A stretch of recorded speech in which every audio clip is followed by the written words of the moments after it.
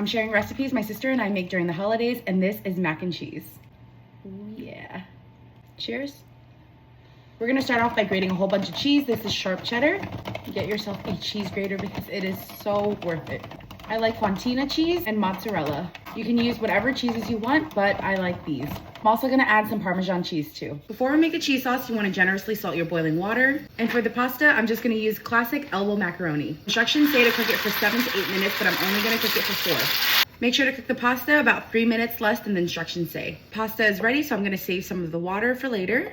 Now let's go strain it. In a large pan, we're gonna melt some butter. To that, we're gonna slowly add in flour to make the roux. You wanna make sure your heat is on low so the roux doesn't burn. Make sure to really cook down the flour so that it doesn't get gritty.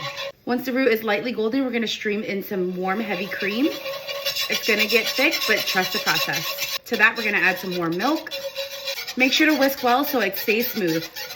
I'm gonna season it with smoked paprika, garlic powder, onion powder, cayenne powder, black pepper, a little nutmeg, and some seasoned salt. Then just add that all in. I'm also adding Dijon mustard. I'm gonna add in a little pasta water, and now I'm gonna completely turn off the heat. Slowly start to add in the cheese.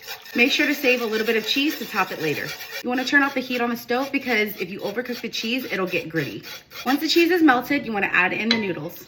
Now give it a good mix. Now you have cheese soup, but don't worry, it'll thicken up in the oven. Now pour all of your mac and cheese into a baking dish. Spread it out evenly, then top it off with more cheese.